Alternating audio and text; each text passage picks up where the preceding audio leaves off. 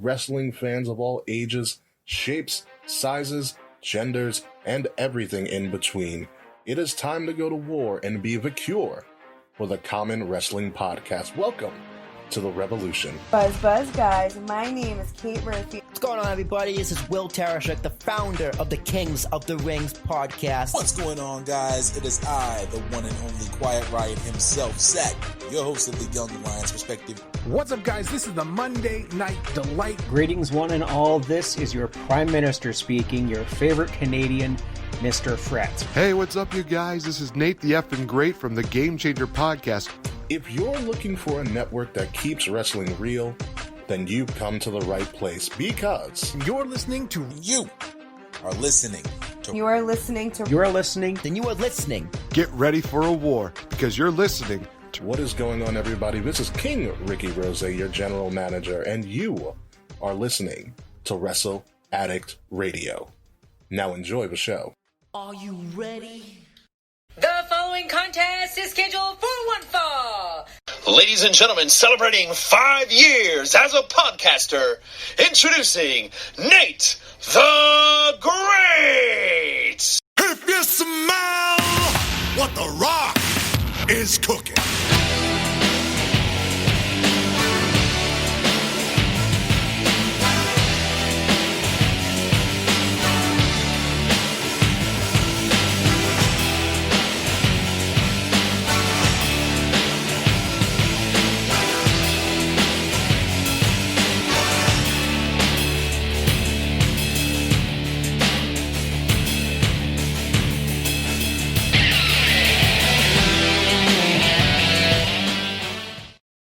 Please welcome Mr. Fretz.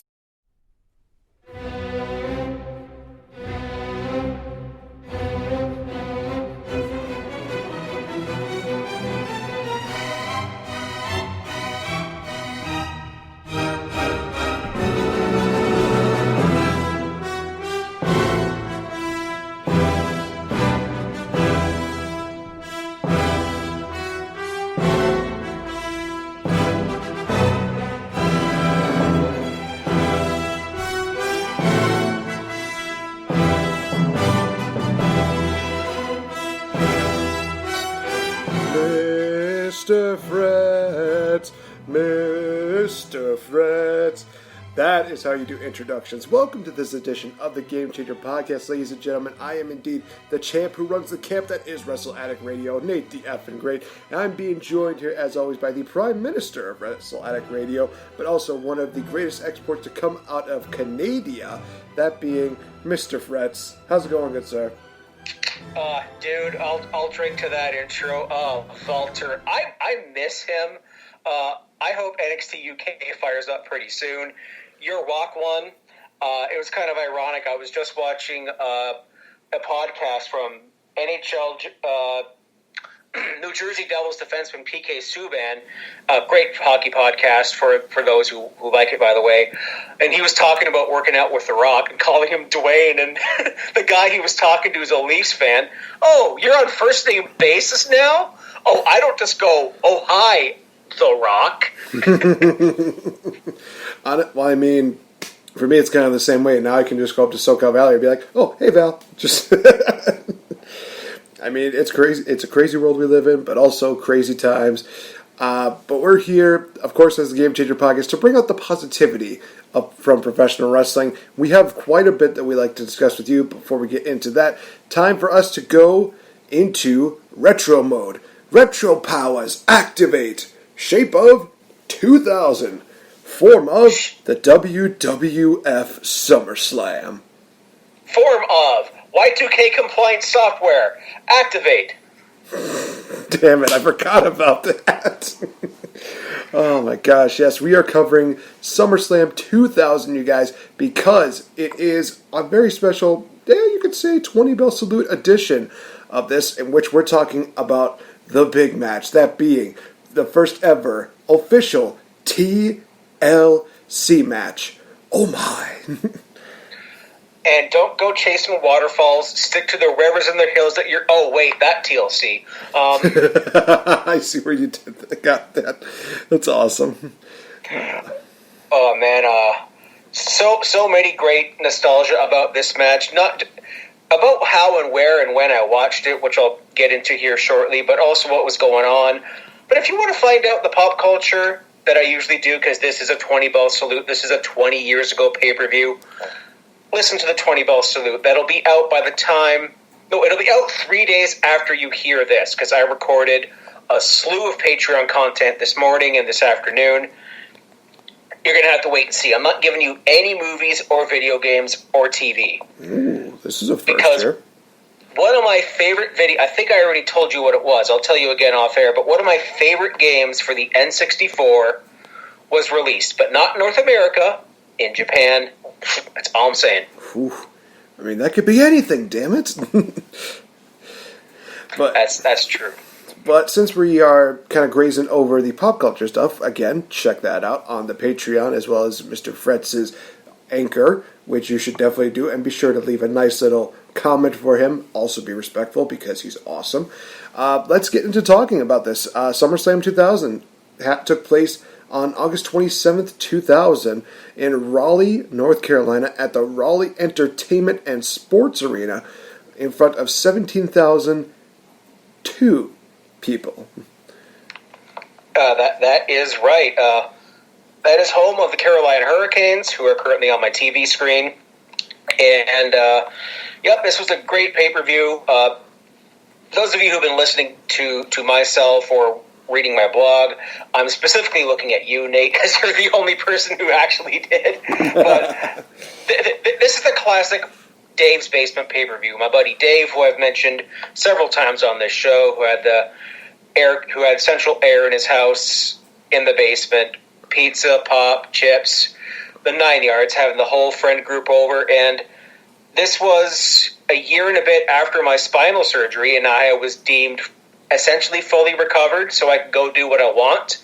My surgeon said, "Hey, go be a stuntman or a wrestler or something." And I thought, no, not a chance. Now with 20 years after spinal fusion, it takes a couple of tries to get off the couch. So, and I was going into the 11th grade, but I'll talk to back to school in September because I have memories of grade 11. Yeah, right away, we're starting off hot. What's our opening match?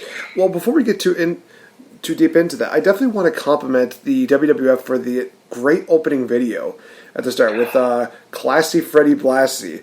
And they had this kind of very opera opening where it was very black and whitish. It definitely did highlight a lot of the matches that were going on.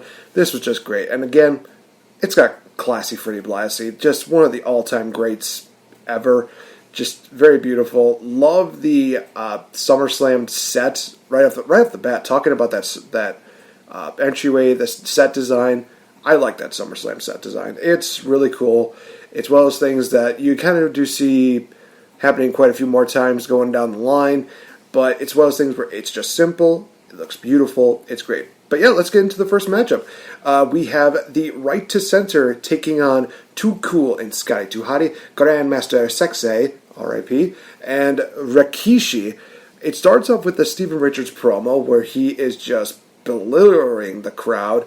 Honest to God, this is one of the things where it's like, okay, Steven Richards back in the day, he definitely had some great moments, and this was one of them.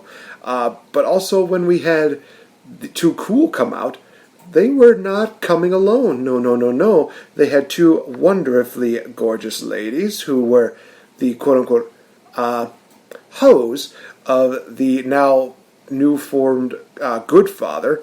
And one of those is a wrestling legend, to which I literally had my jaw drop and thinking, oh my God, it's Victoria, ladies and gentlemen, a.k.a. Lisa Barron.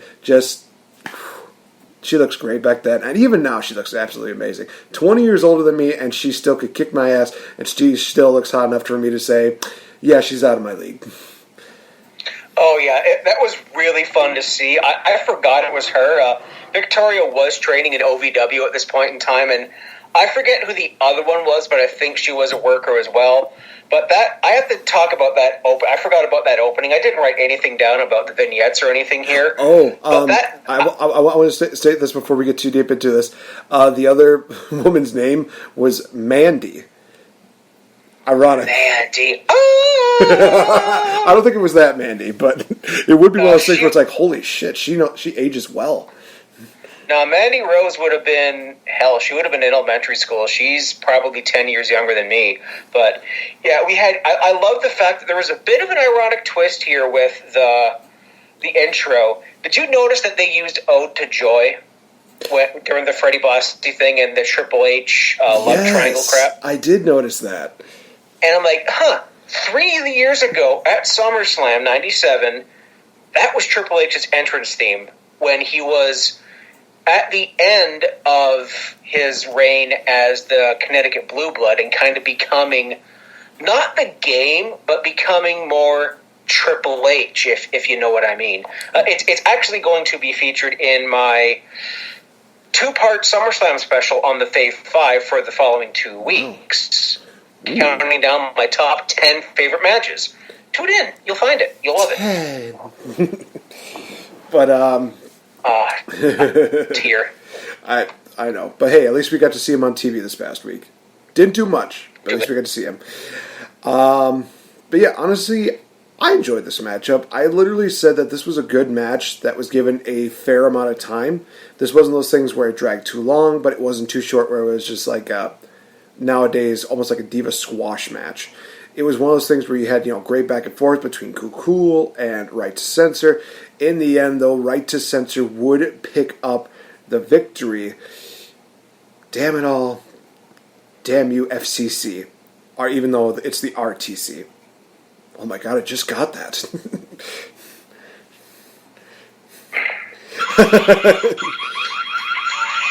I just had to do it once. The friggin' car alarm theme. If you listen to it carefully, there is a bit of a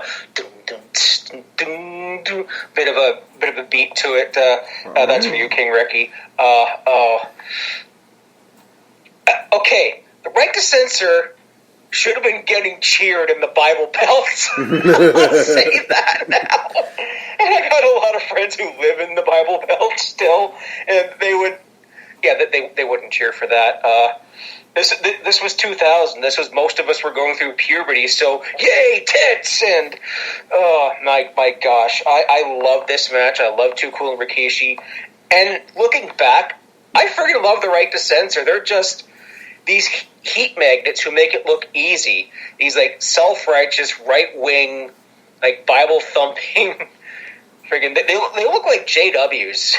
It's a really fun gimmick, and I love that they were kind of poking fun at the freaking FCC. a good match, the good father. Just add an extra O. You make it look so easy to transfer his character. I loved the finish when it was going for the word, WORM, bang, Steven kick, perfectly timed. Old White Sox gets the win. Just like the Carolina Hurricanes got the win right now here. I loved it. I loved how they called them Old White Sox, too. That was funny. Oh, my gosh. But, yeah, honestly, like I said, good match. Fair amount of time. RTC wins. Boo. Then we're getting into some of the interesting, some of the kind of subplots that are going on with the World Wrestling Federation during this. We have Kurt Angle appearing. And, boy, does he seem to be running scared. He doesn't even talk to the coach. The coach of all people, who is the greatest interviewer during that time. Fight me on that. Anytime he paired up with The Rock, it was amazing. Then Stephanie arrives. She's wondering where Triple H is. She's like, where's my husband? Stephanie, are you okay? You seem like you're having a little bit of a nasal issue. Yeah, I had a problem with...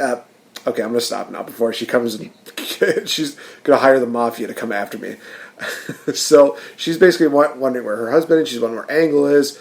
Angle goes into the locker room, and that's kind of about it right now. But it doesn't stop there, ladies and gentlemen. Oh, no. We get the second greatest hardcore champion, because we already know the greatest is Crash Holly, R.I.P., Shane McMahon, who is basically getting interviewed for his matchup against Steve Blackman, who literally comes out of nowhere, and he's just like, let's go, buddy. Let's go. Steve Blackman. Love this dude. I love serious Steve Blackman. I love the fact that he literally is just one of those guys who's just completely serious, shows no signs of having a sense of humor, just straight dry. Just absolutely amazing. When we get to that match, remind me to tell you of a Steve Blackman story. It's yes. you probably know it, but he is such a badass. Stephanie, this love triangle subplot was so funny, and when we get there, like Kurt Angle's like, "Yeah, I'm sorry I didn't do it sooner." Oh, Jerry. Oh my gosh, that's going to be good. We go into the next matchup where we have DX members, X-Pac, taking on the Road Dogg. And basically the story here is that it's basically just something where it was like a friendly match that just turned flat out ugly. Where basically we see highlights of them trying to team up, but then they have like a match against each other. It's one of those things where it's like, okay, something's got to give here. And basically what we're getting out of this match is something decent. I mean, I'm not going to say it was like match of the night. This was one of those things where it's like, okay, this is serviceable. That's fine. Road Dogg and X-Pac, they got some nice, back and forth there. In the end, though, X-Pac would win by dirty shenanigans by hitting a low blow and then the X Factor for the 1-2-3. And it's one of those things where X-Pac is just like, oh, we're cool, man, right? I won. That's fine. Road Dogg's just like, yeah, we're cool. Not. Kicks him in the gut. Gets him set up for the pump handle where we see him do an X-Pac doggy style. Please don't take that out of context. Hits the pump handle slam. And I think that this is where DX kind of just slowly fades away, where X-Pac goes into the most underappreciated faction. No, I can't even say that was a straight face. I can't say that was straight face. He goes to form X Factor, basically. And Road Dogg, I believe that during this time he slowly starts to bring in an early version of R-Truth, that being K-Quicks. I don't write this stuff, man. I just know that that was what happened. So, yeah, I think that this is kind of where DX kind of slowly fizzles out until 2006, where, two older guys do it. Reasons. I got everything I ever wanted, now I cannot take that back. I know you hate X Factor. I had to break out in that. Yeah, this was the death nail for DX, although they have already kind of been. Well, they had a match at King of the Ring. They had it was like a tag team dumpster something match with the Dudley Boys. I think we talked about that. Yeah, we talked about that. Yeah, the dumpster table match. Yeah, that was weird, but. Billy Gunn went down with an injury. Triple H went on to bigger and better things. This was the death nail. I mean, DX was on life support. You have... Unfortunately, Road Dogg at this point in time had his demons. I mean, he would be fired from the company about 3 or 4 months after this. Not long into his run with... what was that? Bit of feedback there. Not long into his run with K-Quick, X-Pac would go on to have a great cage match with Jericho. We'll have to watch that one. I didn't like this match. It was kind of a dud. It was kind of typical heel, and babyface gets the heat at the end gets his heat back at the after for no reason. Dud.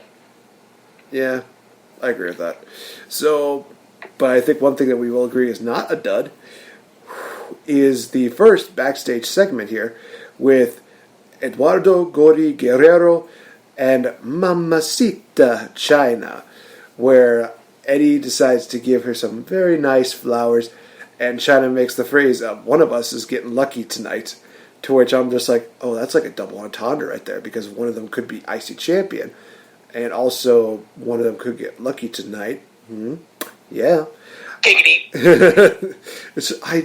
Again, we've talked about the Eddie and China pairing for quite a while. I love this pairing. It's beautiful. It's great. It's just one of those things where these two, they didn't have to get, romantically involved in real life, but the way that they did it professionally, they did an amazing job of it. I mean, you see everything that they do from, just the crazy what was it, the prom deal where Eddie Guerrero is getting dressed up in like a little green suit and just messing with his cummerbunds, trying to figure out what the... I got my GED essay. Yeah, let's go to the prom. It's just... It was just absolutely hilarious. But, yeah, we had that, and actually... Let me just see something really quick here. Here are my notes. So, we have Val Venus,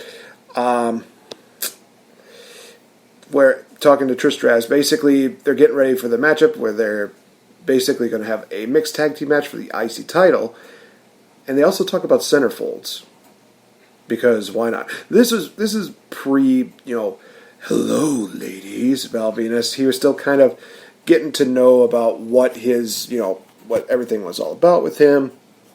So we're getting to that. But hey, he was coming off of that amazing cage match at King of the Ring, so Fully loaded. I'm sorry. I know you talk so immensely about that, so I feel like I just spat in your face. I'm sorry, Mr. Fretz. Yeah, that's okay. And this is post Hello Ladies, before he goes back into Hello Ladies after Right to Censor as well. He had been the porn star, and I was coming out to like really bad freaking techno. Ah, jeez. But yeah, let's get right into that matchup. So, mixed tag team match for the IC title. We have Chyna and Eddie Guerrero taking on champion Val Venus and Trish Stratus.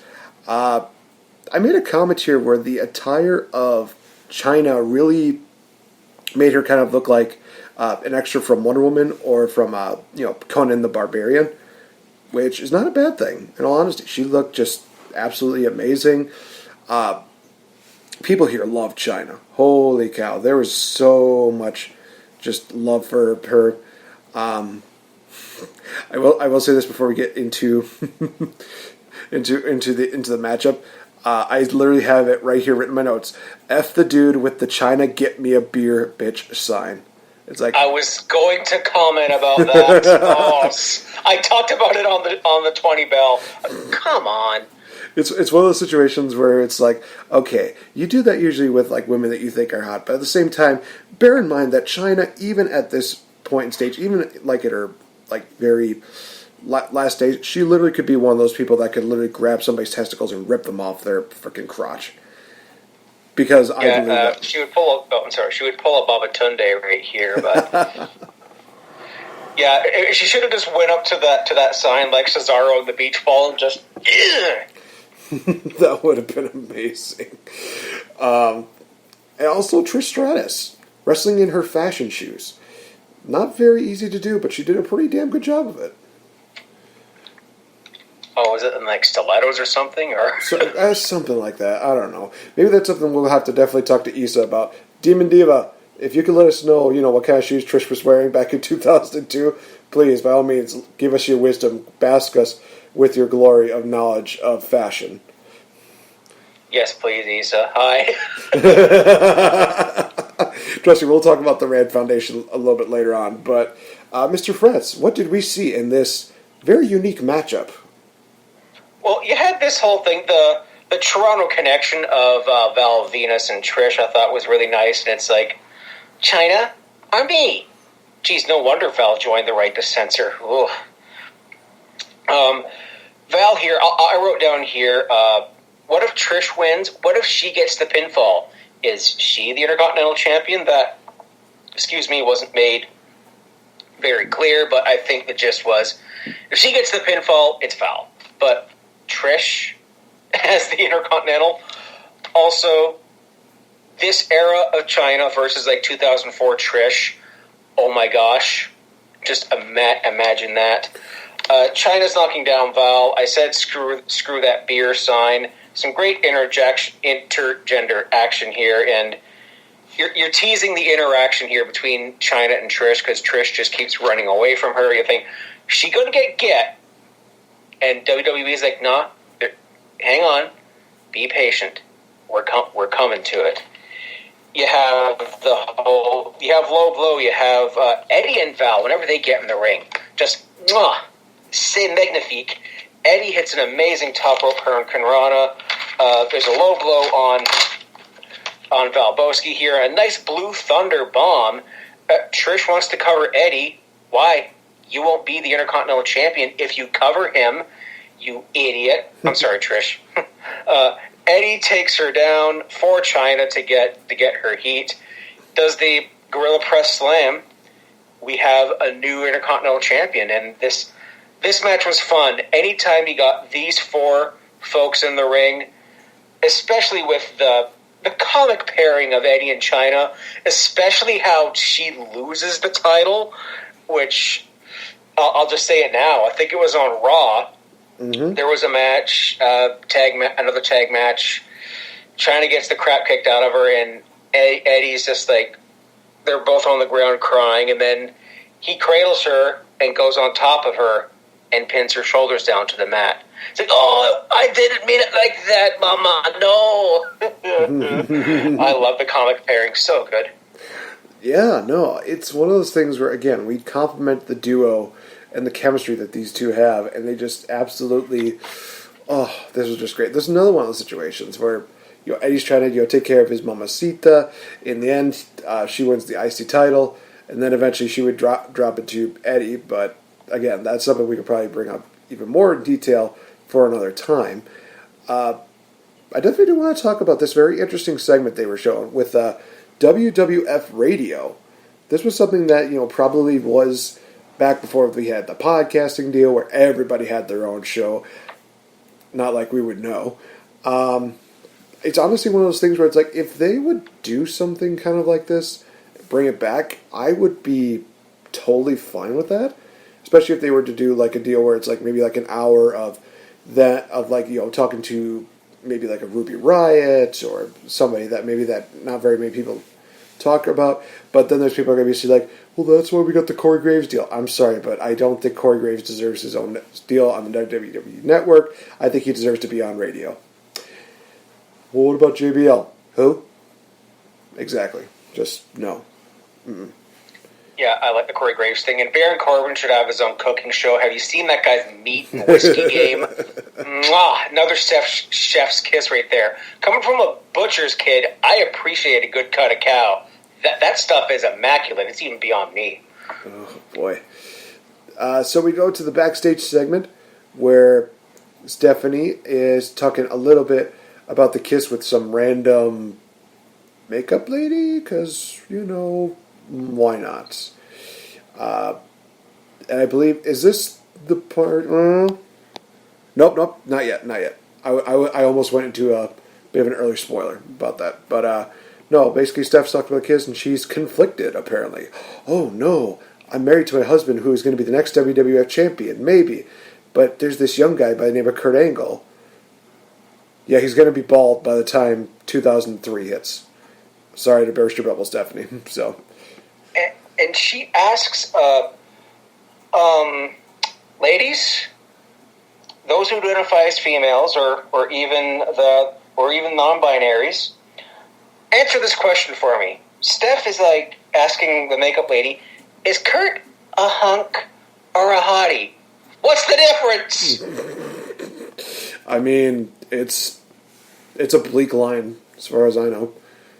But I'm just a dude, what do I know? True that. It was like, oh, no wonder I'm single. Yeah, that makes two of us, man. But hey, at least we're in the 30s club. Too sweet. Boom. Hey-o. Next up we have...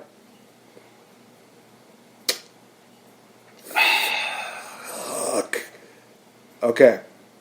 I'm going to make this quick. Jerry the King Lawler versus Taz. Jerry wins. Moving on. Because I don't want to talk about this match. This was stupid. And also it ruined Taz. Moving on. Taz was ruined far before this. Now, there's a rumor and innuendo that when was Taz done in WWE? And I don't know if it was Pritchard or I don't know if it was someone else in the midst.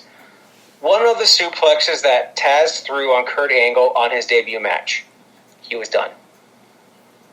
Oh, it might have been slightly botched. but that was no one's fault. JR breaks out a candy jar. Glass in the eye. Man, he comes out with the walking. No, I don't, okay, I'm done talking about this. That's this why match sucked. I mean, you're basically living through this a second time. I'm surprised you want to talk about it the second time around. I've watched it several times, and it's just I tune out whenever I put this on the network, or I have a VHS tape of it from back in the day. Mm-hmm. I tune out. Fair enough. But hey, at least we got something good here. We have Lillian Garcia talking to Shane McMahon. But, here's Blackman. Next matchup. Oh yes. Before we get into this is Steve Blackman versus Shane McMahon for the hardcore title. Uh-huh. Now, I don't know if you knew this, Nate, but Steve Blackman initially signed with WWE in, 1987. Okay. Here's what happened. I think he was overseas somewhere doing something. He contracted malaria and was bedridden for 2 years. Really? He almost died. He basically couldn't move. Maybe he had, I don't know if is it dystrophy? I don't know, but and then he came back from this. He signed with WWE in 97, making his debut the night of the Screwjob Survivor Series. And he still looks exactly the same today, as shredded as ever, and he is an actual bounty hunter. Dog, take a seat. Nice. I love it. You ready to talk about hardcore? Hardcore. Not quite Hell ECW, yeah. but still hardcore. Yeah. Hell yeah. But Steve Blackman and Shane McMahon. We see Shane McMahon get the piss beat out of him by Steve Blackman because he decided to go ham on him with a kendo stick. Because why not? It's Steve freaking Blackman. EC3 is literally the son of Steve Blackman. If you don't believe me, watch the early episodes of NXT. I'm calling that right now. So, a lot of great hardcore spots. We have TNA. Nope, not that TNA. We have Test and Albert getting involved, trying to screw Steve Blackman out of the hardcore title, to no avail. Shane McMahon's just like, I'm going to try and get out of here. What's the best way to do it? If I climb up this stage well, then I should be totally fine. Yeah, I don't know about that, Shane, because Steve Blackman comes from behind. What does he have in his hand? Oh, a nice fresh kendo stick. Just bashing on Shane again and again and again until... By God, Shane is dead. Blackman covers. Blackman is the new champion because Steve Blackman is the best. He now replaces Shane McMahon as the second best hardcore champion. And Shane McMahon is down. Oh, he's still going down there. I can still see him. Hi, Shane. Yeah. Honestly, I enjoyed this matchup. It had a lot of hardcore moments. Didn't really prolong that much. And also shows that Shane McMahon, when you're rich, you can buy just about anything. Or anybody. Shane McMahon has to have the biggest grapefruits in the McMahon family. Because all these crazy bumps he takes, he has a propensity for taking large bumps. He does the same thing at Backlash 2001, except he does a flying elbow drop off of another scaffold. I think he wanted to, or maybe the fans wanted to have him do something off the roller coaster at WrestleMania 30. What was that, 33? With the roller coaster thing? Yeah, I think it was 33. Against, was it AJ? Yeah. The guy's nuts. Which way did he... Nope, that wasn't this feud, but it might as well have been. But I love that Steve is like, here, you get a free shot. Turns around, grabs the stick by his pits. He's a smart cat, that one. And then you saw some interesting weapons-based offense here, including a spinning back fist with a bin lid, a suplex with a stick in between Shane's legs, kind of like the Sandman's White Russian leg sweep, but with the suplex. And then there's something right after. We'll probably talk about the line after this, because I texted this to you specifically. But Shane just falls like, oh, my God, it's 50, 75 feet. It was like 10, 15, 20. Come on, Jim. They wouldn't make a guy actually fall that far a year and 2 months after, well, you know what?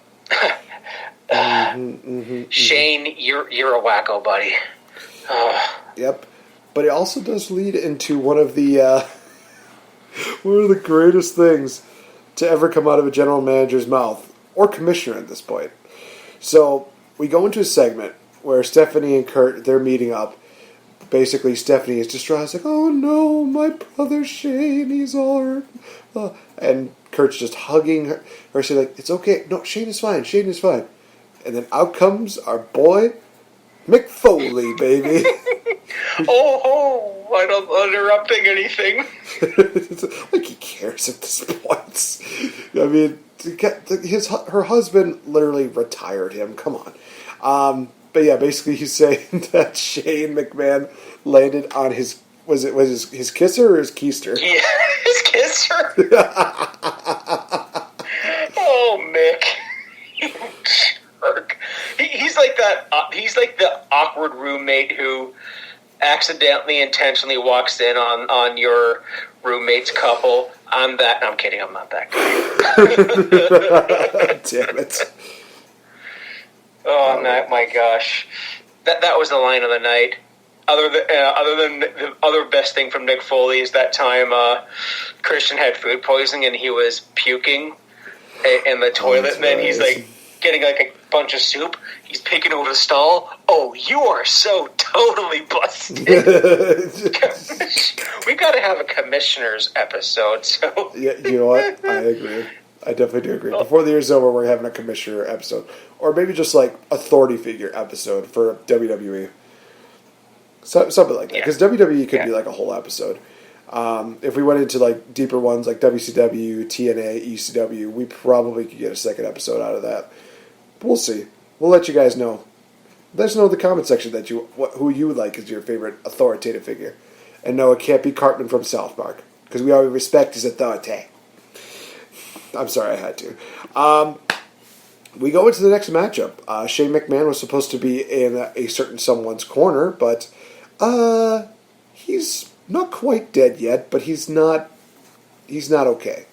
It's a 2 out of 3 falls matchup between Chris Benoit and Chris Jericho. And I also want to say this before we go too deep into this. Fretz, did you know that Jericho was overseas in the UK doing a kind of between the ropes series, basically talking about some of his feuds and such like that. He talks about his deal with Dean Ambrose. The recent one that was actually released, I think it was either this week or this last week, was basically talking about his horrendous night as undisputed champion, where literally it's like he wins the title, everybody's gone, except for the janitor, who's like, "Oh, hey, good job, buddy." He goes to the next town, tries to get food. They say order Domino's. They won't bring it up to his room, so he has to go down, go back up. He gets locked out of his room. Just literally one of those things where it's like, wow, I feel bad for the guy, but I also want to bring him a Domino's pizza as a joke. Just to be like, hey, at least it's a warm pizza and it didn't fall on the ground. Oh my God, he would give me a juice effect right then and there. I could tell you that right now. Just break my nose. I'll be like, totally worth it. And Dusty Dave's literally just going to have to pick my carcass off the ground. That's coming up at the next Wrestle. Oh, what's that thing called? The Wrestle thing you went to at All Out. I forget what they called it. Oh, Starcast. WrestleCon. There it is. Sorry. Yeah, or that. Coming up next at Starcast, Wrestle Addict Radio and Nate versus Jericho. Over a pizza. Pizza on a pole. Oh, wait. Oh, my gosh. A pizza box and a pole match. Who follows me on Twitter. Well, I don't know whether to congratulate or feel sorry for you. I'll tell you off air. Fair enough. But this matchup between Benoit and Jericho was a mixture of technical wrestling, but also physicality. Holy shit, were these guys just literally just laying waste to each other with just suplexes and punches and kicks and chops. Just these two are literally just showing how much they hate each other. Which is weird because about 6 months later they're going to be the tag team champions. But that's for another time. Both of them won their first falls with their respective submission maneuvers. Benoit wins with the crossface. Jericho gets the Lion Tamer, not the Walls of Jericho, ladies and gentlemen. And it gets more physical. But in the end, Benoit would have to use the ropes to pick up the victory. Naughty Wolverine. Yeah, it's kind of one of those things where it's like, at that point, I would literally be like, yeah, Shane, I won without you. Go away. That's true. The feud continues. I mean, we had WrestleMania 2000. We had, we had Backlash. We had Judgment Day when these two wrestled a match against each other. The only one that they didn't so far was King of the Ring because they were in different parts of the bracket, and they didn't get to meet each other, which was fine. We could use a break from the feud, but then they just picked up where they left off. That there's a wicked STF into a crossface that Benoit was trying to do. Benoit was working the shoulder the whole time, which I really noticed. I'm noticing a bit more wrestlers working body parts, especially ones who are proficient with submission moves. Jericho wasn't really doing much to the knees of Benoit, but we had some.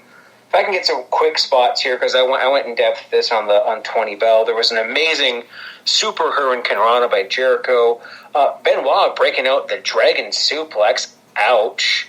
There was the roll through that Jericho did to lock in the walls or the Lion Tamer.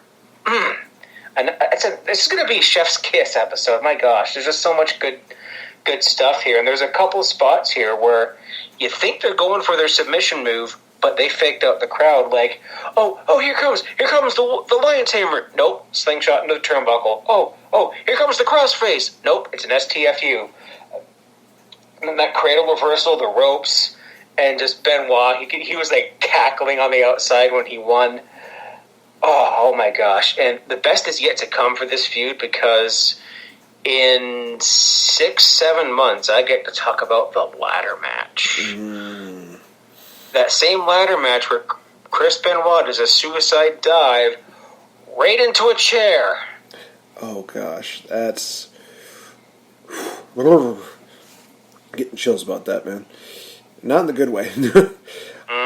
All right, so we go backstage and look who's here. It's Triple H, walking with a purpose. Oh shit. I'll tell you guys this, it's not going to be the last time you see him tonight. Well, other than the main event, of course. But, Mr. Fretz, it's time to talk about tables, ladders, and chairs. Oh my! Oh my! We have... Already, can you stop? We have these 3 burners in a row. Give us a break, Vince. I need to have a piss break. No, not really, but me watching the pay-per-view saying that. I will tell you this, that after this matchup, we get 2 piss break matches, but we'll talk about those when we get to them. But tables, ladders, and chairs, Edge and Christian versus the Dudleys versus the Hardy Boys. Let me put it like this. Epic, bodies everywhere, insane matchup. That's probably the best way that I could describe it. I mean, you have tables and ladders and chairs being all utilized. Everybody's just literally killing themselves in this matchup. Just, damn, this was just great. This was just absolutely great matchup. It still holds up after 20 years. It's still one of those matches that is still talked about to this day, and for damn good reason. Yeah, there was a certain terminology here that debuted this night in this very match, Nate. Do you know what that was? Slobber knocker? No, that was a thing. Geez, that was a thing when JR was in NWA. Yeah. No, the Wile E. Coyote cam. Oh, that's right. Yeah, that camera from the top-down perspective. That's the first time that King was like, it's like a Wile E. Coyote cartoon. That was the first time, and then since then, they call it the Wile E. Coyote cam, because it's that top-down perspective of what can I say about this match that I didn't say on the Tony Bell salute? Amazing! Holy crap! Look at the bumps. Full Nelson, Bubba Bum off the ladder. Bubba, you idiot! Reverse DDT. The friggin' Murphy's Law of those who set up the double stack tables go through the double stack tables. Don't believe me? Ask Kevin Owens when he set up the bed of chairs against Roman Reigns at the Royal Rumble. That was a brutal spot. Oh, ouch. My fused spine was tingling the whole time. And if there's something I notice about Christian, is that the circumference of his sunglasses grow as his heel run does, especially when he goes the Christian route when he's on his own a year later. His shades get as big as his face. It's douchey and hilarious. One more thing I noticed, like the second this match started, they're setting up a ladder. We want tables. Take a seat. Let this simmer like a good pulled pork. You gotta let it simmer. This match is just balls to the wall. It's not nearly as good as TLC 2, but it's right up there, man. No, So I definitely do agree. I definitely agree with that. Whew. Man, it's one of those things where it's like, you just need a cigarette after that matchup. And trust me, I don't smoke that much. I grabbed a cigar and I was just like, whew. It was good. It was damn good. Oh, I wish I had a cigar. We go backstage and, like I said, not the last time you'll see Triple H, he's like, Stephanie, no, talking to Kurt Angle, or face my pedigree. Okay, he didn't really say that. He was just basically saying, no more talking to Kurt. And does she live up to, respecting her husband's wishes? We'll see. We'll see. I mean, Fretz already gave us the face, but you guys can't see it, so you'll see. Oh, God. Just when you think the Jerry and Taz match was a bit of a barn burner, and not in a good way, we have a stink face match, which features the Cat and Terry. I also want to state this one fact. This matchup happened literally when my dad was in the room.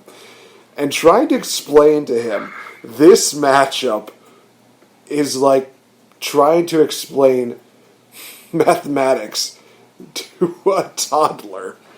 Because there was no sense in this. There was more confusion than anything. And you feel dirty after it's all said and done. Yes, if you teach mathematics, it's a little bit dirty. You cannot lie. Yeah, this was a thing. Cat wins, and the only funny part about this was Al Snow almost powerbombed Cat in the middle of the ring. Why didn't it happen? I don't know, but it's still one of those things that was kind of funny. Oh boy. Why? I mean, why is this feud starting it? Why is this feud going on, and why does this not involve? Why wasn't Rikishi in someone's corner if this is a stink face match? It's like, oh, stink face, gross. Oh wait, it's a girl doing the stink face in someone's face? Oh, never mind, it ain't gonna smell like farts. It's hot. Come on, what the hell with this? Well, I was thinking I wish Moolah and Mae Young were involved in this. But instead, God. That would no, have made not this... like that. No, I'm just saying that would have made this matchup like 10 times more entertaining. Because I would have loved to just see May just literally just beat the crap out of these two. And then, thankfully, she would not probably drop her trowel and just show a baby. She would probably have like some kind of deal where, no, she would just do a Bronco Buster, which would have been just as fine. With sardines down her pants. like she did to Eric Bischoff. Just because. Oh, God rest Mae Young. What a legend. She is absolutely tremendous. Oh, my gosh. Next we have... Okay, now this one's not really, disappointing. Okay, it is disappointing, but it's also sad. Because we have Kane versus The Undertaker. Kane attacks Undertaker. Why? Because he's a monster. And Undertaker's not... No, Kane's not turning into Triple H. Matchup I literally said was very physical, but resulted in absolutely nothing, except for Taker ripping off Kane's mask. And that was it. I mean, honestly, I don't even care who won this matchup. This was very physical, but it was also very pointless. Yeah, this was a schmoz. I mean, on paper, we're getting Undertaker and Kane at SummerSlam. Let's go! Except that this was to further a feud that didn't really happen on TV. I mean, they were involved in like a fatal four-way match with The Rock and Chris Benoit at Unforgiven. But that was it. We didn't see this feud further because after this, Taker went to feud with Angle and Kane went to feud with Chris Jericho. You think this is about coffee? Yeah, I'm getting there. Yeah, there was no payoff. There was no contest here. Yeah, you ripped off his mask, but like Kane's weave was blocking his face, but everyone knows what Glenn Jacobs looked like in 2000 as well, so this could have been something, and there was something in between the Cat and Taker match that I found funny, and it was at WWE New York. APA is toasting the bench. It's like, hey, is this going on his bail? Yeah, hey, next round's on us. But it's really on Vince. That's right. I forgot about that. At least there was some entertainment between the two, because I literally just had Stinkface match going over to the Kane and Undertaker match. I feel bad that I missed out on classic APA moments. Except it wasn't in their office. The office moments are the best because it's a door in the middle of nowhere, but you treat it like an actual building. Hey, the door's locked. We'll use the key. Just the keys on the back of the door. We may need to do an APA episode. Oh hell yeah! We got so much stuff that we're going to be needing to talk about. But we got one more matchup to talk about. Before we get into that, a nice little segment between Triple H and Stephanie, where oh my god, this gets really good. So Stephanie picks up a phone and she says, "Oh, hi, Mom." And basically it's not Mommy, it's not Linda, it's Kurt Angle. The plot thickens. Well, okay, not really, because Stephanie is just talking to Mother, and then Triple H is just like, "Oh, is that your mom's phone? Here, let me talk to her." Next thing you know, he grabs the phone. He's like, "Hey, what's up? Hey, what's up, Linda? Hello? Hello? Huh. Must have hung up on me." It's kind of one of those things where it's like, okay, somehow I find that to be very hilarious, just because it is kind of like one of those things that's like a modern day thing that you would see from people like the girlfriend's like dad picks up the phone, and just before he even finds out who it is, phone just clicks. Oh, been there. Oh my gosh, it's like hello. Oh, must drop a call. So we get to the main event, and it is the triple threat match for the WWE Championship. The Rock defending against Kurt Angle and Triple H. So this matchup should be pretty simple. It's a triple threat match where these guys are fighting for the title, right? They're all beating each other down, and it's all because they want to see who is going to be the WWF champion. Right? Well, sort of. They throw in the whole deal where Kurt Angle kisses Stephanie because, reasons, because that needs to be in this deal.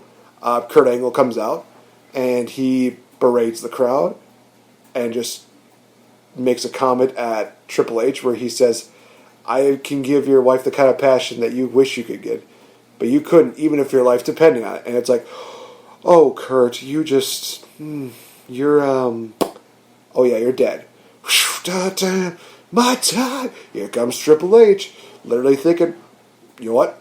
Right now, the title's not what matters. It's me killing an Olympic gold medalist. Boom, boom, just beats him down. And you know how they have those videos where they say, "Don't try this at home"? Well, for the longest time, this was part of that video montage. Because Triple H was looking to pedigree Kurt Angle onto the table. You know when there's just something that just happens at the wrong time and it looks worse when you look back at it? Yeah, that table collapsing early, that still looks brutal, even after 20 years. Triple H, he wants to finish him off. Then next thing you know, if you smell what The Rock is cooking. Here comes the WWF champion, The Rock. Rock and Triple H have been feuding ever since WrestleMania. So, yeah. We see these guys just battering each other, beating each other down. Boom, boom, boom. Stephanie wants to help out Triple H. No, leave. And then Stephanie goes to the back and says to Kurt Angle, "Oh, I know that you're going to the hospital, but could you please just come back in the matchup? Could you please come back for me?" And Kurt's like, "Okay."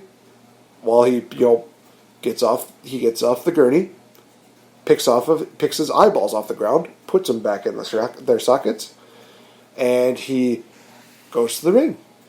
He's hobbling. He's looking like crap. He's literally looking like he's going to just keel over dead.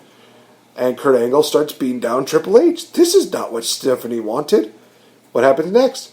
Stephanie gets beaten down by accident by Triple H's sledgehammer. No! Damn it, Triple H. Why? Also, this would have been funnier if Stephanie would have pulled a Sherry Martel. For those of you who don't know what we're talking about, Sensational Sherry's a great actor. Check out her 1992 Royal Rumble deal. It's great. But yeah, in the end, we see Rock overcoming the odds, taking out Angle, hitting Triple H with a boom, people's elbow. 1, 2, 3. Rock is still your WWF champion. And Kurt Angle grabs Stephanie and just walks out of the building with her. Caveman Kurt steal woman, even though he married? In the words of Sonic, neat. Oh, I was not expecting the Dorkly reference. That is top shelf. Yeah, this match was neat, I'll say that.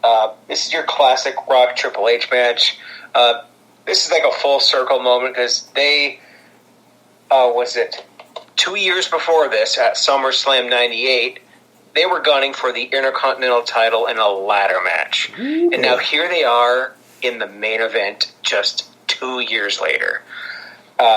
Building new stars. I wonder what that's like, Vince.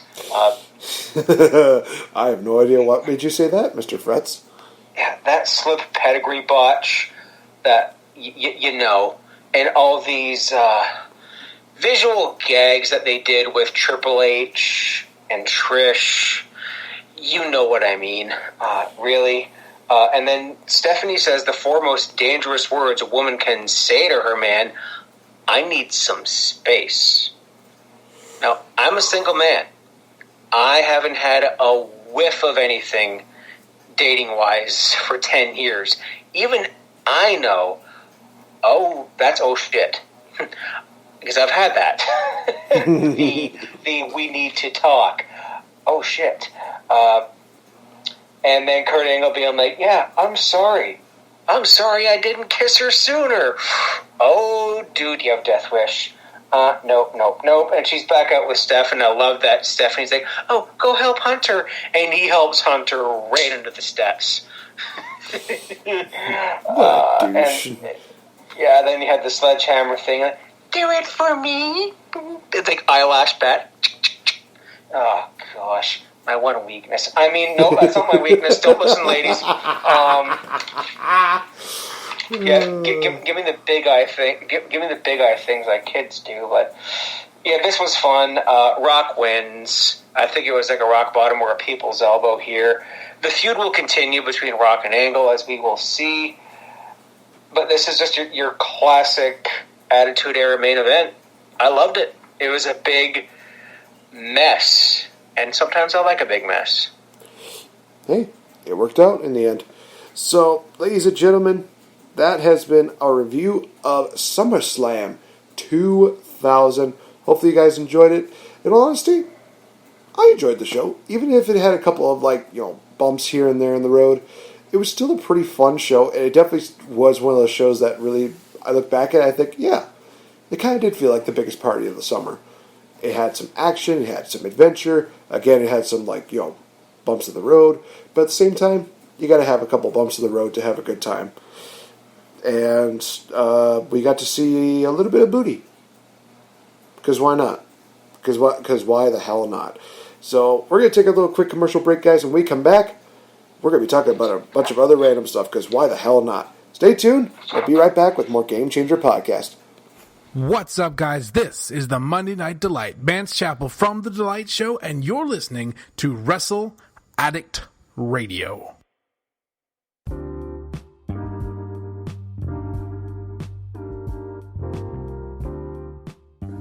So, you're going through your closet, trying to figure out your outfit for the day. You're looking, and that's when you realize, in that moment, you have absolutely nothing to wear.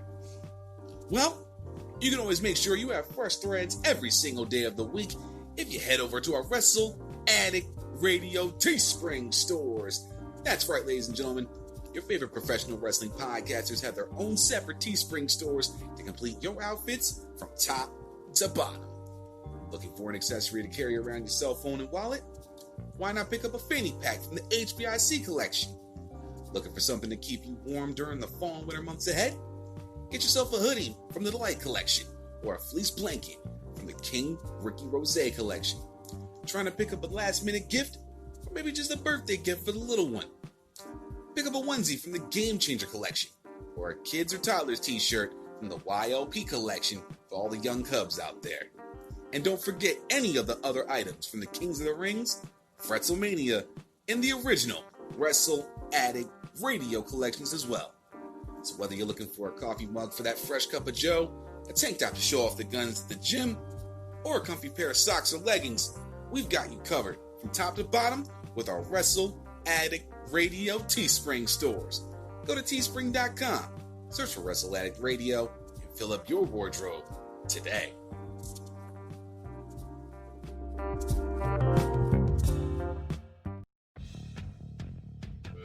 What is going on, everybody? This is King Ricky Rose, your general manager of Wrestle Addict Radio and your host of Kings of the Rings podcast. And if you have just $5 a month, that's right, $5 a month or about 17 cents a day, you can join our Patreon group where you will get exclusive access to shows that you will not get anywhere else, including Wrestle Wars, Watch the Throne, The Secret Files, and the pay-per-view show, just to name a few. Of course, we also have Fretz's Favorite 5 and a bunch of other bonus content, as well as 15% off of any of the merchandise we sell in our Teespring merchandise store. So head over to patreon.com/Wrestle Addict Radio, all one word, for your chance to be a part of an amazing wrestling community.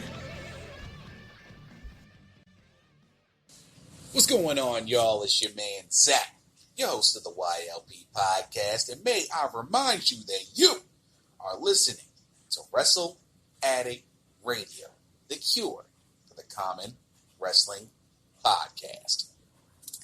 Indeed, we are the cure to the common wrestling podcast, part of Wrestle Addict Radio. We are the Game Changer podcast. I'm NateFNGreat, joined here by Mr. Fretz. Let's do the cheap plugs here while we got a chance here. So let's talk about our Twitters that you can check out at Addict_Wrestle, where you can listen and join us in the conversation when we talk about Raw, SmackDown, AEW, pay-per-views, so much more, you guys. Definitely tune into that. We also do some really fun little deals. I do believe that Fridays and Saturdays are the most sociable times to enjoy us here, where you can be a part of polls for big-time stuff.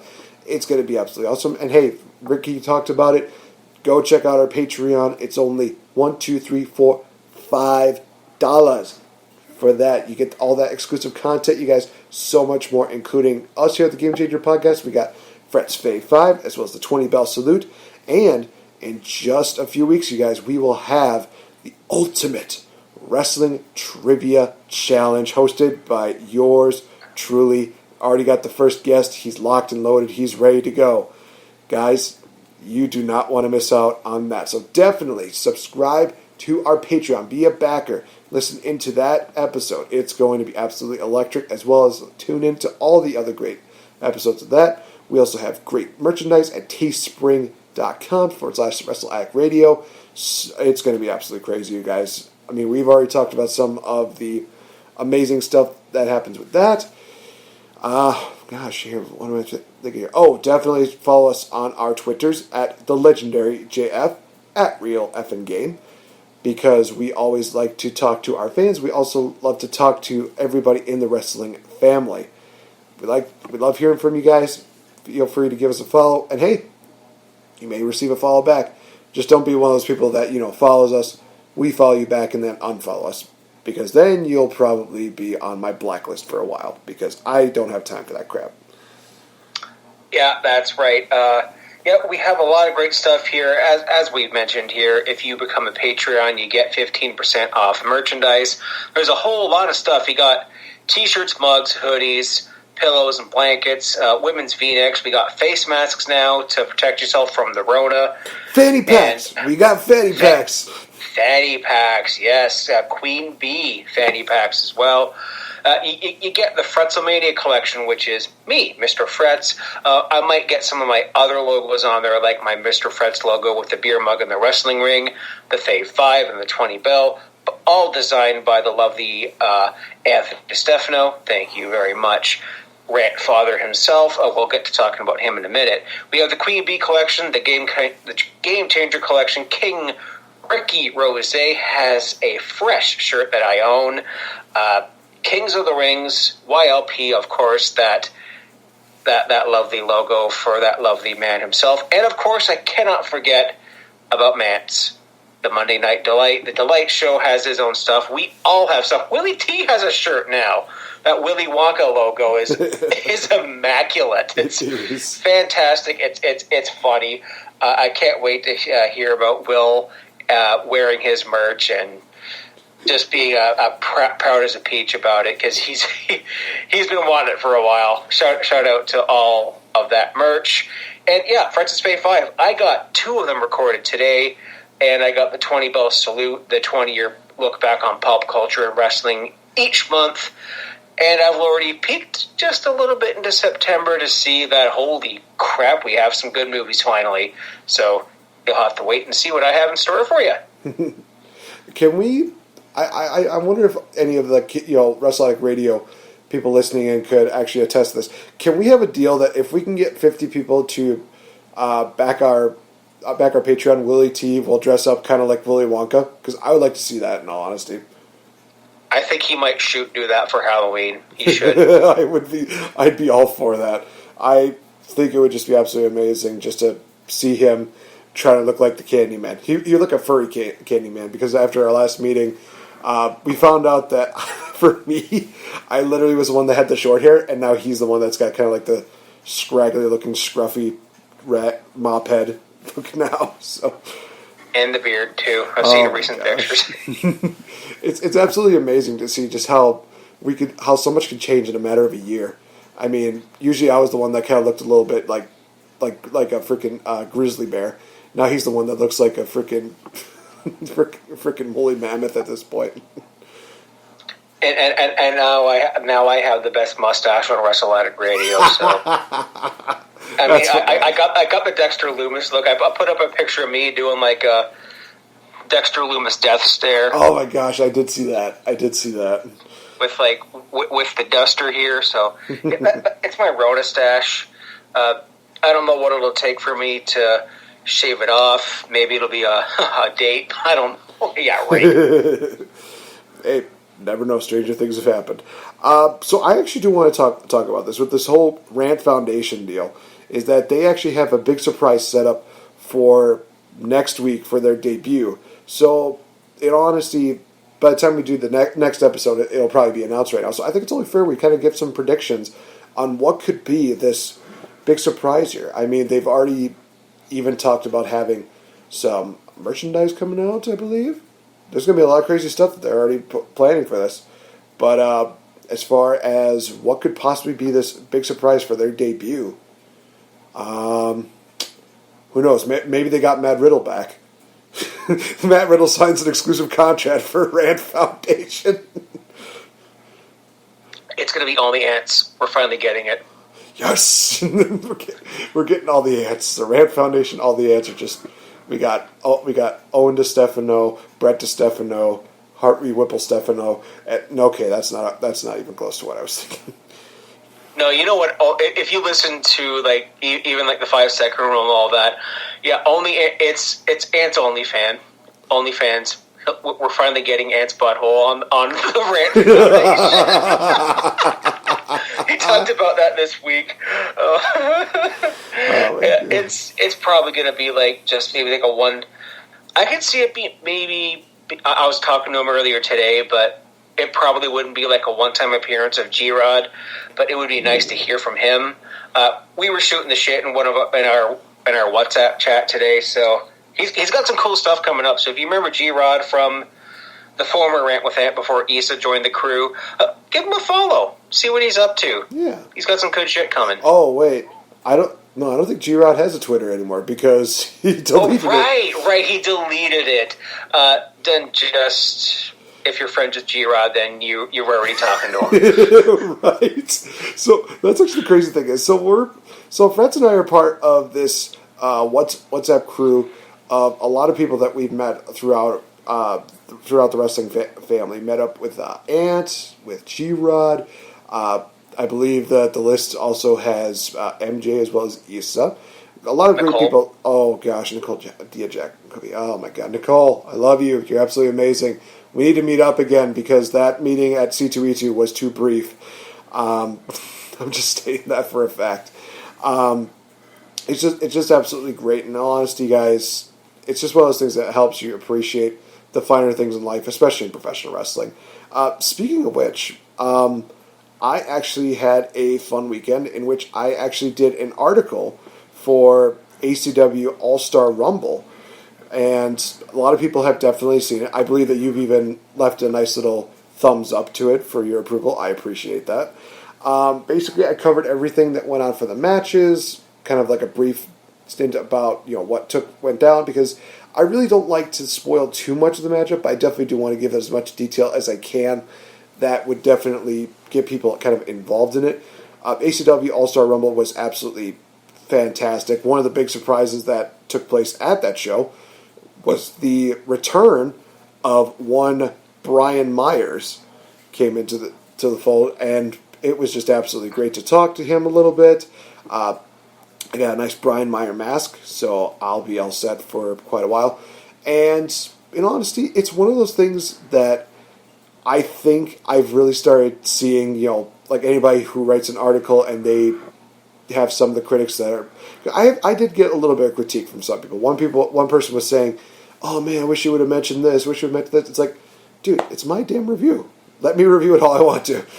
But one thing I definitely got a little bit, I got a little bit of scrutiny for this, and I'm sure, Fretz, you've had this too when you had your articles.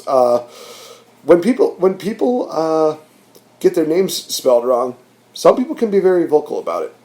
But you know what the crazy thing is? Do you know who wasn't really vocal about it? The wrestlers. None of them really were saying like, oh no, you spelled my name wrong, blah blah blah. I just had like friends of the wrestlers saying it's spelled like this, it's spelled like this. It's like, I'm doing the best I can, and plus you can only hear so much with that microphone. It's not like they're gonna have like the graphic on top there, because all they had on the screen was the countdown. They didn't have like a deal where it was like, oh, this is this person, this is how you spell this person's name. It's like, no, it's just I just had to take a guess with it. So it's one of those things where, I could complain about it, but at the same time, now going into the next show, I can at least say, oh yeah, there's this guy, and I know how to spell it, because I'll just have to look back at my review. But a lot of people liked it, and I know that ACW definitely appreciated it, so definitely stay tuned to more of those articles in the future. It's going to be absolutely awesome. And somebody liked a photo of mine on Instagram. Okay. Nice. Yeah, I love hearing about your ACW stuff. I really want to get out to a show back, when America, you got some work to do with Rona, guys. We do. We definitely do. You guys do. I want to get down there for maybe like a WrestleCon one of these years, a Mania one of these years. But I mean, we're okay for cases up here, but my God. Yeah, it's something I always like hearing about it. Brian Myers was a really nice surprise. I was very jealous when you texted that one to me. That was awesome. He appeared on Impact, I think, this week in an open challenge match. Yeah, open challenge match against Eddie Edwards for the title. He hit the Executioner, which was a nice shocker. But, you know, he came up short because he had to attend a Boston knee party. I'm liking what Impact has been bringing lately. But it's another show to watch that I don't have the time to watch right now. Maybe in the winter and the fall I'll have some more time for it, but excuse me, and to review it maybe. But yeah, Heath Slater's trying to get a job again in another promotion, like the SmackDown draft pick thing from 16. Yeah, it's fantastic. Yeah, it's a fun week in wrestling. We had a good one. We had some good AEW, decent NXT. Yeah. I'm having a fun time with Raw, even. Yeah, well, I mean, this is one of those things that you have been very vocal about, no matter where it was, whether it was with Twitter chats or as well as the WhatsApp chat. You've definitely expressed your love for Raw Underground. Oh, I have. It's just, we wanted something different, and now we've got it. I'm like, okay, this is something I can sink my teeth into. It's kind of shoot fighty. I mean, you had Shayna Baszler just wrecking these three girls, one of which was Bo Dallas's wife, and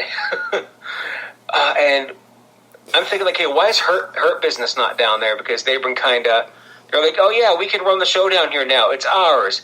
But all of a sudden, Shane and the guy that played the big ninja guarding the door, they've been going to it. But it's fun, and I want to see a lot more of this. I want to see there's people that aren't being booked. I mean, who was the guy? Who was the guy that was 24/7 champion for a hot minute and then disappeared off of TV? An NXT guy. It's Riddick Moss. Thank you. Yeah, Riddick Moss was on there for a bit, and then Baba Tunde with a literal dick move, literal one. But now I want to see, okay, I know Matt Riddle is in a prominent piece on SmackDown. I kind of want to see some SmackDown and NXT, more NXT people, maybe some people from Evolve. Imagine a guy like Josh Briggs, who I actually want to see bring up an NXT instead of Underground. No offense to Underground, but there's so much fantasy booking there. And did you see Ken Shamrock's tweet? It was like, yeah, hit me if you want to do this? Hit me up. Yeah, bring him and Dan Severn down there, just because. Put Steve Blackman in there, because Steve Blackman could still kill somebody. But I want to see with Raw Underground is stakes. Maybe somehow a championship match. I don't want a Raw Underground title. Maybe a tournament of some kind. No, not Brawl for All. Yes, I thought Brawl for All the second I saw this, and the da-da-da started playing in my head, and then started playing on Twitter. But no, this ain't Brawl for All. It's like Shane. He wanted to buy the UFC years ago. Here's his version of it, and I want more. Maybe even a network special. Or an episode of Raw completely in the 3 hours of Underground. No, never mind. That would be overkill. 1 hour of Underground. Replace main event. There we go. And make Underground a special. I want to see him do a crossover with Lucha Underground for one episode where Dario Cueto comes in and brings in Matanza just for the hell of it. Oh, my Lord. Bring in the Rabbit Treble already, because I want Paul London. They just get destroyed by Shane's guy. Gets destroyed by Baba Tunde. It's like, oh, nice knowing you, Paul. Hey, Paul's back in WWE. How's he doing? Well, he's dead now. The rabbit got turned into stew. No, now it's only slightly sad. because I feel bad for the who were the other two? I forgot their names, but I just remember they had Paul London and then just two other guys that were just randomly there, and then they decided to throw in Killer Cross because he's the White Rabbit. It's like, yeah, okay, I could see that. That he does the mandible claw with a white glove, and literally it looks like he just scrapes the inside of somebody's mouth. Yeah, no, that's killer. No pun intended. I literally just was like, oh well, I just came up with that pun. Why not? Yeah, it's going to be kind of interesting to see how things kind of go from here. And now that we have the female version of the two-man power trip being Bayley and Sasha, where they own the tag titles and the women's titles for each section. It's one of those things where it's like, okay, this will be kind of interesting. People have been like, no, this is stupid, they're rehashing this. It's like, yeah, why not? Because the men don't deserve to have, like, all the fun. They shouldn't have all the fun. I should reword that right. Let's have some fun with the women. Let's have them do a two-women power trip. Why the hell not?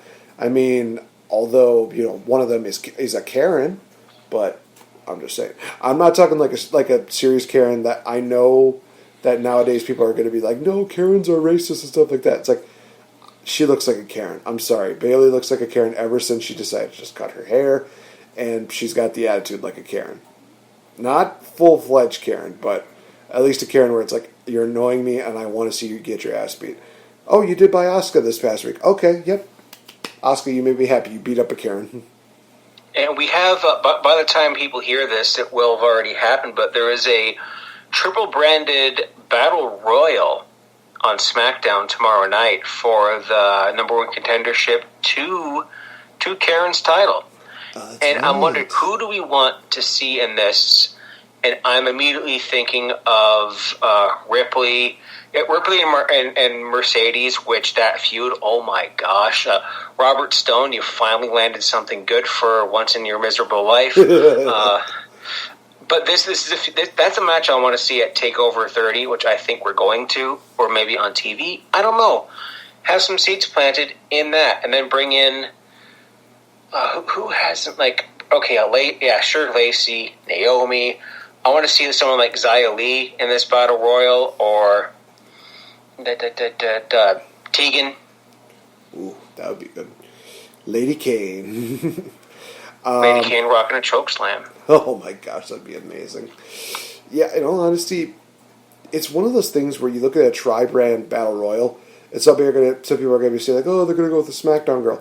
Not necessarily. With everything that's going on with this whole, pandemic deal, they are still kind of doing this deal where they're just like, well, we can kind of have these, Raw, SmackDown brands kind of interluding with each other. And I think right now that's going to be best until they have, less restrictions and until things kind of get a little bit better right now. If there are people that want to continue to, be a part of, of wrestling, I commend them for it. This past week on AEW, we had some really good matches. We also got some build up to some really incredible match. Oh, dear Lord. I am looking forward to just everything that is happening next Saturday. Oh gosh, they're going to go head to head with NXT TakeOver 30. Not quite, no. Really? No, NXT. AEW starts at 6 p.m. and NXT starts at 8. Okay. So they'll be cutting it pretty close if they go over time by a few minutes. I mean, this is Eastern Standard Time. I know you're in Central, and anyone else who hear this might be in other time zones. So, yeah, 6 and 8 Eastern, respectively. So, and oh my gosh, TakeOver 30, it's stacked. Yeah, I mean, I'm still looking forward to seeing who else we're going to get in that North American ladder match. I mean, we had Grimes qualifying for that. That was great. And we may be getting Finn Balor versus Velveteen Dream. I'm totally for this. Oh, yeah, Dream's back. Yeah, there's a little controversy there. I'll just say this. He wouldn't be on TV if the allegations were true and if the case was still ongoing. It must have been settled. So you can hate him. You can hate him. You can cancel him. That's you. But I'm the kind of guy who gives people a second chance. Mm-hmm. And if he fucks this one up, then F him. He's done with me. Yeah, fair enough. Plus, we get to see him literally get killed by Finn Balor, so I feel like that's punishment enough. How about Demon Finn versus Mind Games? And oh my gosh, he wears the demon makeup too in the entrance. Oh, let's go! Comes out on the couch with my fantasy booking brain is kicking, but something else is kicking because Mr. Fretz has to use the facilities very soon.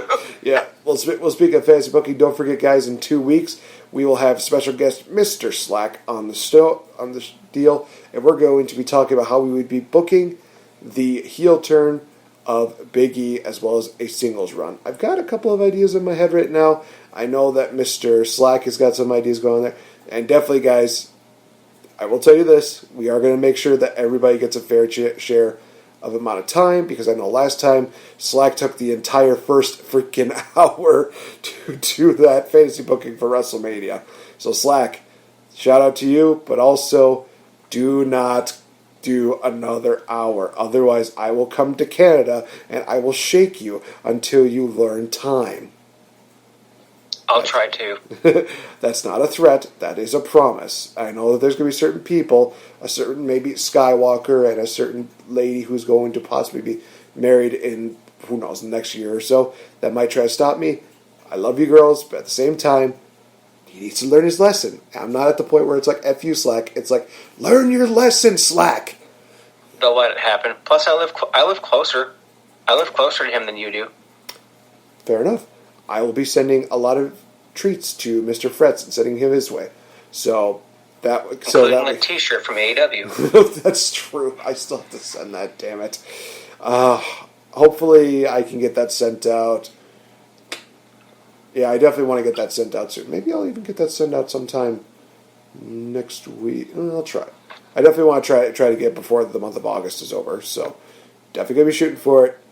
I'm working on it, Fretz. It's just now a matter of hopefully getting into that post office at a really good time. No problems, dude. But it's still a great shirt, and hey, it's still the same condition it was when I left Chicago with it. So there isn't any like stains or anything like that. I may have had to kill a little spider with it, but whatever. Don't worry. Don't worry. I'll sweat through it within seconds of wearing it anyway, so it don't matter. All right. So, ladies and gentlemen, this has been the Game Changer Podcast. I've been Nate the NateFNGreat. He has been Mr. Fretz. Thank you guys so much. Did you just do the MJF pinky deal to me? No, that's the Hawaii thing. Okay. Fair enough, because all I saw was your pinky, and god damn it. All right. So, from us here at the Game Changer Podcast and Wrestle Addict Radio, thank you so much. Remember, guys, to be safe, be smart, and know, taking it one day at a time, that you can make a difference. Thank you guys so much. We'll see you next week, because we're going to be doing our our predictions for Summerslam, live at who the hell knows at this point. You're not going to see it coming. This has been a Wrestle Addict Radio branded podcast.